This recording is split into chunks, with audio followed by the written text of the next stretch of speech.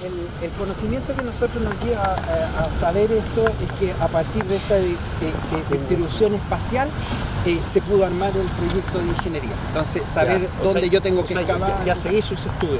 Sí. O sea, para enfrentar nosotros la RSAL. Lo que pasa es que, claro, está todo en los números, pero llevarlo eso a un mono, que de vuelta, un video, ¿no? Son cosas que cuestan. Fundación Chile ya certificó que Fundación Chile certificó que el primer metro está limpio. Ya. Esa es la remediación. Esa es la remediación que se hizo. Sí. Exactamente, con mucho más estrago para la población que sí. Eso la hizo cuando compró perdón. Eso lo hizo Copec cuando le compró a eso. Claro. Y ese fue un convenio con la municipalidad, en ese entonces alcalde Kaplan, y dijo, no, las petroleras tienen que salir, esto tiene que ser urbano y aquí hay un compromiso para remediar. Y eso es lo que se está haciendo. Ahora, la remediación que queda bajo ese metro hasta los 7 metros es el término de esa remediación, no es el inicio de un proyecto perfecto. Es el término de un ciclo de descontaminación. Ellas deben ser de la Universidad Playa Ancha, que estamos haciendo los estudios de agua, que hay unos estudios bien entretenidos. ¿Ah, sí? O sea, están bien de la verde en la universidad. Sí. Ya sea, ¿a ti te interesa esta parte acá? Sí, pues me interesa. Mira, lo que exactamente en esa misma idea de poder aproximarlo lo más posible a los ámbitos naturales, fue replicar un piso vegetacional característico de la región de Valparaíso, de su zona costera. Tomaron muestras de terreno en diferentes, vieron la simbiosis que se dan entre ciertas especies. Un poco más que eso. Existe literatura que define los 127 pisos que existen hoy día en Chile, que es la sinopsis bioclimática de Lieber y Pliskov, publicada en 2006 y después con una reedición en el 2017. Yo he recorrido harto, sobre todo la región de Valparaíso. Yo hice, nosotros también hicimos un diagnóstico ambiental para la comuna de La Ligua y levantamos todos los pisos vegetacionales que ahí existían. Estaban definidos en la literatura, creo que alrededor de 8 pisos, nosotros describimos 22. Entonces, cuando tú describes eso, en el fondo el piso vegetacional se transforma en ecosistema, y esos ecosistemas son prestadores de servicios ambientales. Sí. Entonces, cuando la municipalidad tiene ese conocimiento, es mucho más fácil poder planificar el territorio en términos de su ocupación. Y así en varios sectores, trabajos también en Aysén, estamos haciendo otros proyectos, humedales en Coquimbo. Bueno, todo ese conocimiento, en el fondo tú vas viendo que las componentes ecosistémicas están determinadas por su condición climática. Por lo tanto, nosotros hablamos de una bioclimatología tú tomas una muestra más o menos de las estadísticas de humedad, de tanto para poder decir esto va acá. Eso es una, pero a nivel de literatura, por ejemplo, Lieber y Pliskov tienen definido cuál es, en este caso, este se llama matorral arborescente esclerófilo mediterráneo de Chinus latifolios y Peumus volto. Ese es el apellido que tiene. ¿Peumus volto? Peumus volto, el volto. O sea, aquí ya, pero árboles no hay. Espérate. Ese nombre tiene una cohorte de especies, una composición floral. Y está escrito en la literatura, se encuentran estas especies. Y es lo mismo que yo encuentro también, hicimos otro trabajo re bonito también en la cuenca del Rocín, en Putaendo, y tú lo tienes absolutamente escrito. Por lo tanto, tú llegas y agarras esa literatura y decís, entonces para este piso vegetacional yo necesito Baccharis macrae, necesito Chupalla, que es la Erichum paniculatum, ciertos cubresuelos que andan, Cicerinchium, allá que está son pastos nativos, un solán marítimo, un solán criminatus también, o sea, están esa especie.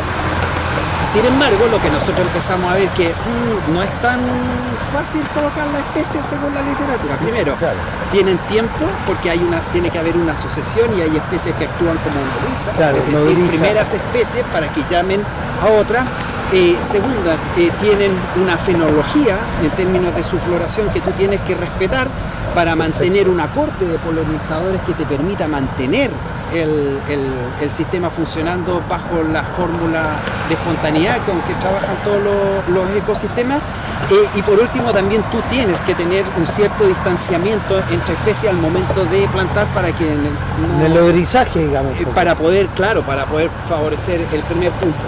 Y así nace en el laboratorio vegetal, con esa experimentación, con especies que tampoco pertenecen a esa corte y a ver cómo empiezan a funcionar. El primer resultado que nos dio el laboratorio vegetal es que en comparación con ese pasto que consume 6 litros por metro cuadrado de forma diaria, esto consume 2,6 litros por metro cuadrado, 2 horas al día, 2 veces a la semana. Eso porcentualmente en cantidad de agua es un volumen. Consumimos el 5% de lo que consume el pasto. Y el agua se riega. Es por goteo. Entonces, cuando vino acá la gente de Concon que quieren cambiar, que es puede estar relacionado con lo que ustedes están haciendo, a nosotros nos interesa porque ese número que tú nos dais de ahorro, yo lo traduzco a camiones aljibe. Claro. Porque hoy día 6 metros de pasto consume lo que consume una persona diariamente, 6 metros cuadrados. Si consume, nosotros según la OMS necesitamos... Buena equivalencia. Sí. Claro, es la forma de explicarlo. Ahora, ¿cuál es la idea de esto? Y es lo que yo siempre un poco he visto. Es súper fácil colocar los árboles equivocados en los lugares equivocados. Ya, el eucalipto, el álamo, no tiene nada que ver acá. Segundo, pero también se produce que tú colocas los árboles correctos en los lugares equivocados. Aquí no tiene nada que ver un árbol nativo, como por ejemplo podría ser un notofagus, un roble, acá por las condiciones. Entonces, ¿a qué te quiero llevar con esto? Existe una corte de especies que acompañan y que caracterizan a los territorios por su clima. Entonces tú tienes una biogeografía que está determinada por su clima. Y esa es la relación, y que además está por las condiciones edafológicas que se ve ahí, tú tienes distintas manifestaciones. Eso es lo que nosotros tratamos de replicar con el laboratorio vegetal. Si yo llevo esta corte de especies a Santiago, fracaso absoluto. Fracasáis. Estas especies son muy distintas a las que tú tenías en la quebrada, porque en la quebrada tú tenés peumo, por ejemplo. Tenéis dos condiciones, porque tenés una condición de solana y una condición de sombría. Yo acá no tengo condiciones de umbría, tengo solo condiciones de solana, tremendamente expuesta. Por lo tanto, aquí el peumo, el Cryptocarya alba, no va a funcionar, obviamente. Al contrario, allá sí. Tú vas a tener una corte, por ejemplo, de pteriófitas de lecho, que acá yo no puedo tener. Cactáceas pueden poner ya acá, por ejemplo. ¿Perdón? Cactus podría poner. Sí, claro, aquí me faltan cactus. Pues a mí me falta. Mira, lo único que tenemos de cercano a la familia es la puya. Y ¿La puya? La puya, sí, tenemos. Lo que pasa es que puya hay allá arriba. Hay puya chilensis y está la ex vectoroniana, que hoy día se llama puya alpestris subespecie Selneri. Selneri al gran Otto Sellner, un botánico alemán de la Católica, tuve la suerte de mi clase, que también está acá, pero no la vemos porque esa se demora como 2-3 años en desarrollar el vástago. Pero mira, sigamos por acá porque, por ejemplo, aquí hay especies típicas. Esa que le está saliendo la flor. Claro, tú lo vayas a tener allá, probablemente esté también allá en donde yo no he recorrido, no he tenido la suerte que he tenido. Ahí vamos, estoy súper feliz. Oye, y hacemos ahí un trabajo de campo. Sí, seguramente en las zonas de solana tú los vas a tener. Ahora, yo que generalmente viajo hacia el interior y me voy por ahí, bueno, puta, digo, aquí un parque lineal, sacando esos pocos eucaliptos que hay, es un parque precioso, así que, eso puta, felicitaciones por la iniciativa iniciativa que ustedes tienen, porque fantástico, así que todo el apoyo que les podamos dar. Muchas especies que aparecen acá, como por ejemplo esta que está en flor, que es el Solanum pignatum, están las dunas de Concón. Sí, pues entonces ahora, nosotros el estudio de polinizadores, que ya lo terminamos, fue ¿Cuántas especies de...? Mira, nosotros describimos, hicimos una colecta en términos de especies, 199 especies, que se concentraban en un patrón, en un control positivo, que eran todos los sectores silvestres, como por ejemplo atrás todo el sector de la ladera que está ahí atrás, las dunas de Concón y Mantagua, esos fueron nuestros referentes para tener cuáles son la corte de polinizadores que tú tienes con la vegetación similar que existe, el laboratorio vegetal como prueba, y un control negativo que era en el fondo saber cuál es la corte de polinizadores que nosotros tenemos en estos espacios urbanos típicos. Sí, claro. Que cuando fuimos allá no encontramos nada. Y tuvimos que ir a buscar a otras plazas, casi en toda la ciudad para poder encontrar. Nosotros medimos el número, hicimos una matriz de interacciones, que significa cuántas, del momento que tú ves en una especie vegetal que se posa un insecto, tú colocas ahí un 1 y identificas la especie. Y vas construyendo esta... Nosotros encontramos en los sitios silvestres, alrededor creo que es 331 interacciones, ¿ya? Con una corte de polinizadores de prácticamente casi un número, no, un poco menos, creo que eran como 140 y algo. En el laboratorio vegetal las interacciones... Una pregunta, ¿cuánto tiempo lleva el laboratorio más o menos? Del 2017. De 2017, pero ya no había ni un polinizador. Hasta ahora, ¿cuántos polinizadores han encontrado? Bueno, nosotros encontramos acá, pudimos contabilizar alrededor de 100 y algo, 300, 125 polinizadores. Tenemos que revisar porque hay una especie todavía que tenemos que caracterizar. Lo interesante es que las interacciones disminuyen respecto al sitio nativo, es decir, de las 300 y tantas nosotros tenemos alrededor de 200, pero al frente tú tenías una corte de polinizadores que no supera las 50 especies y el número de interacciones es bajísimo. O sea, el servicio ecosistémico que dan los parques normales, estéticos, porque tiene una consideración, construcción estética, versallesca. Claro, claro, en términos de polinización, de servicio ecosistémico, no tiene nada que ver con esto, y esto, que no es igual a lo que está arriba, se acerca muchísimo más. Entonces, ¿qué es lo bonito de eso? Que cuando uno habla con los arquitectos, ¿sabes que el criterio de tu parque en términos de diseño ya no pasa por la condición estética? ¿Por qué no empezáis a diseñar según la mente de los insectos? ¿Qué corte de especies yo necesito para qué grupo de especies necesito yo para mantener una corte de polinizadores? Y eso tiene que ver con tu situación bioclimática y tu condición obviamente biogeográfica. Y eso es lo que nosotros tratamos de replicar, ¿cachai?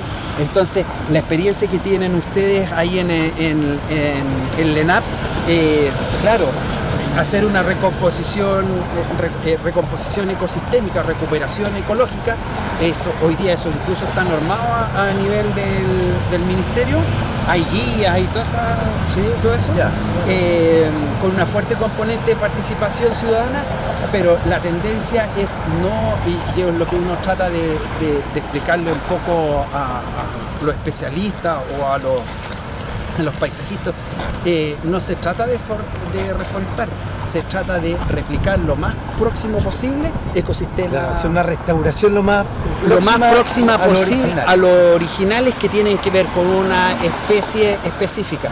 Si a ti te gusta, por ejemplo, no sé, el calafate, me encanta a mí el calafate, pero no lo podéis poner acá porque no te va a funcionar.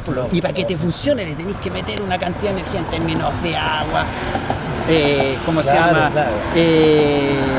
abono, y por otro lado tampoco los insectos te lo van a pescar porque no va a ser, no es lo que tú tienes en el fondo de forma nativa. Ahora, dime, ¿espinos no hay en esta zona? Nosotros deberíamos tener espinos en el próximo proyecto, que es en los que estaban considerados, el que se ganó el concurso, sí se considera el espino, porque nosotros tenemos una condición de matorral espinoso característico de la región. Sí, correcto. Entonces, me llamaba la atención, mirá, no, porque por ejemplo nosotros en términos de árboles tenemos acá este molle no andaba muy bien porque incluso creo que salió no lo plantamos ahí, salió después. Pero salió solo. Sí. Ya, por pajaritos. Es que esa es la gracia, el que salga solo, todo el mundo dice, pero salió, sí. Córtalo, claro, ¿no? No, pero no es tan solo. Tiene que ver con la relación que está acá, ¿cachai? O sea, claro, con la relación que se da entre la especie y los pájaros y exactamente. La lagartija, que no es lagartija. Acá tenemos, nosotros tenemos solo estudios polinizadores, deberíamos empezar a desarrollar otros estudios con aves, por ejemplo, con toda la familia de los paseriformes, que son las típicas aves que nosotros tenemos en las ciudades, con reptiles también. Esa es la Flaurencia turífera. Nosotros acá tenemos un muelle que está súper bonito porque lo hemos cuidado. Esta especie que está allá arriba, nosotros la pusimos que el Baccharis linearis, o el romerillo. Sí, el romerillo es propio. Propio, claro. Pero llega acá, Sí, pues llegó. salida mundial. No, la de abajo. Te da unas flores maravillosas. No, tiene un, claro.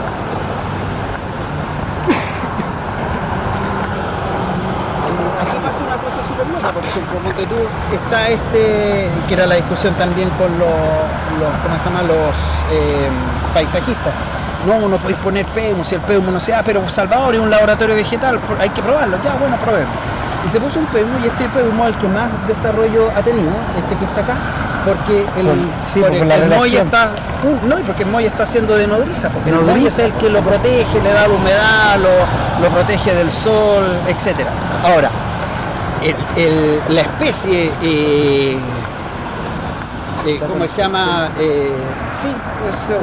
Que acá está un poco más tratada porque se podó, qué sé yo, se le hizo ciertos tratamientos para que no crezca de forma tan arbustiva, que es típico un poco como a veces se da en estas condiciones de costa. Este es el soberano de acá, de este sector, sí, o sea, el sector costero, el molle, el Chinus latifolio, que además tiene rápido crecimiento, actúa bien como especie nodriza. Es un tremendo atractor también de polinizadores por la flor y fruto que después da, que ese fruto también es alimento para otras especies, para micromamíferos, etc. Entonces, si uno quisiera, por ejemplo, en términos personales, en tu jardín poner árboles o en los bandejones centrales poner árboles, acá en Viña del Mar, con molle, palma chilena, claro.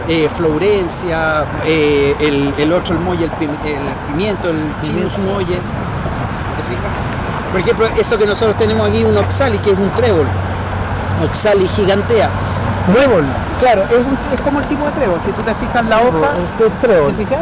Claro, del género oxali.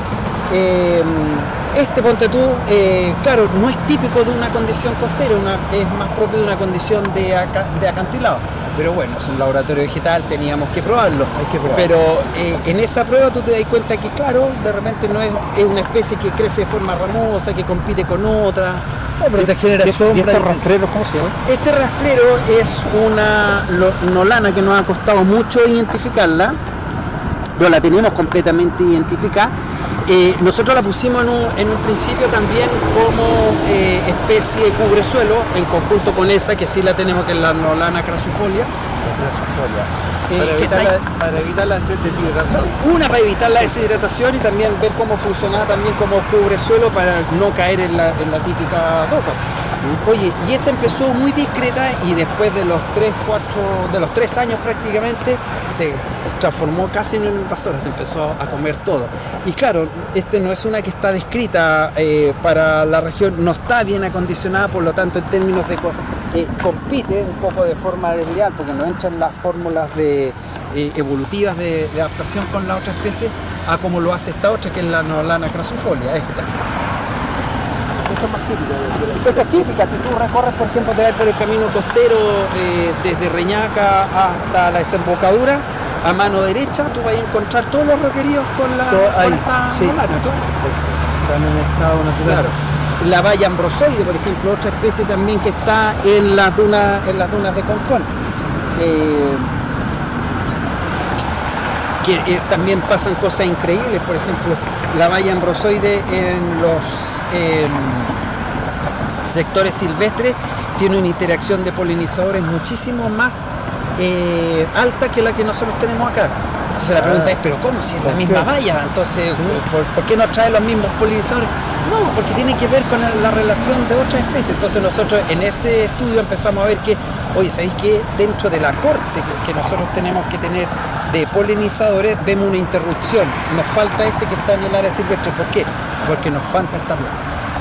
Perfecto. ¿Cachai? Se va a ir relacionando. Claro. Buen trabajo han hecho. Sí, además aquí hay un trabajo re bonito porque, bueno, Salvador, ¿cómo explicáis tú que el laboratorio pueda tener un índice? Como yo trabajé harto tiempo en la empresa privada, conozco de lo que es los índices, que a ti tenían por el índice, ¿cachai? Claro. Entonces dije, ya voy a desarrollar un índice de crecimiento que voy a tomar en el fondo la cobertura vegetal en unas parcelas de 40 metros que se miden, las indican esos conitos rojos. Aquí hay una parcela, por ejemplo, que va... perfecto. a ese cono que estoy allá y después ahora. Esta es una parcela. Esta es una parcela. Sí. Entonces yo venía acá, hacía una ficha fitosociológica, en el fondo veía cuánto es lo que esto cubría, qué sé yo, en esta parcela de esta trama. Y después se calculaba la cobertura. Pero a medida que iba pasando el tiempo empecé a ver que dije, oye, pero voy a tener un crecimiento límite en que el índice no me va a responder, porque el índice va a llegar a su expresión máxima cuando la cobertura cubra los 40 y tantos metros de mi medición, ¿cachai? Claro. Y ahí entendimos, y ahí variamos el índice, y ahí apareció algo muchísimo más interesante, que es, bueno, vamos a medir entonces el volumen vegetal, y para eso hacemos volar un dron, qué sé yo, y sacamos el volumen, hacemos un modelo digital de elevación. Es una estadística ahí. Y claro, entonces, ¿qué pasa? Empiezo yo con esa medida, empiezo a optimizar, porque el metro cuadrado de urbano es caro, yo empiezo a optimizar el volumen vegetal versus el metro cuadrado. ¿Qué me interesa a mí? Tener la máxima relación de máximo volumen por el menor metro cuadrado, manteniendo, y ahí entra también al polinomio que conforma la fórmula, entra a jugar también las condiciones de biodiversidad que tienen que ver con el mayor número de especies, que tengan cierta representatividad. Ahora, lo interesante de eso es que el volumen vegetal a mí me ha dado también otro antecedente. Mientras más volumen, yo más clorofila tengo, por lo tanto tengo mayor captura de gases de efecto invernadero, específicamente CO2, mejor producción de CO2, mayor cantidad de floración, mayor cantidad de polinizadores, un mayor volumen, mayor refugio también para anidación, etc. Entonces, esos conceptos, que son los conceptos que uno quisiera pasar a las condiciones de diseño para los parques, para repensar los parques, que tenéis que empezarlo a repensar en un contexto de cambio climático. Si agua, ya no vamos a tener el agua que teníamos antes. ¿Ustedes han tenido la posibilidad de asesorar a la municipalidad? No a la de Viña, pero sí, nosotros ya hicimos asesoría para la municipalidad de Calle Larga. Ya hay una corte de especies para ellos, para el cambio de eso. Vino la municipalidad de Concón, que estaba interesada, también se le pasó una paleta de especies que podrían ellos perfectamente colocar en los bandejones centrales, por ejemplo. Así que eso ellos lo toman porque creo que empezaban procesos de licitación. Y tenemos una visita pendiente con la gente de la municipalidad de San Vicente de Tahuatahua, también interesado. No hay interés por parte de Valparaíso nos pidió que los pudiéramos asesorar en el Parque Barón. Sería reinteresante. Quintero, por ejemplo, No, Quintero no hemos tenido contacto con ellos, ni con Quintero, Puchuncaví. Hay muchas horas. Sí, hay un tremendo avance. Sí. Bueno, a mí me tocó exponer en la Asociación Chilena de Municipalidades para un seminario que se hizo. Después vinieron acá y quedaron súper interesados con este trabajo. Justamente hoy día en el contexto de cambio climático, cuando tú tienes que optimizar el recurso hídrico. Claro. O sea, el pasto tiene un efecto urbano que de repente tú veis. Por ejemplo, a mí el Parque Foresta personalmente no me gusta, encuentro que le faltó mucho diálogo entre ciudad y ciencia.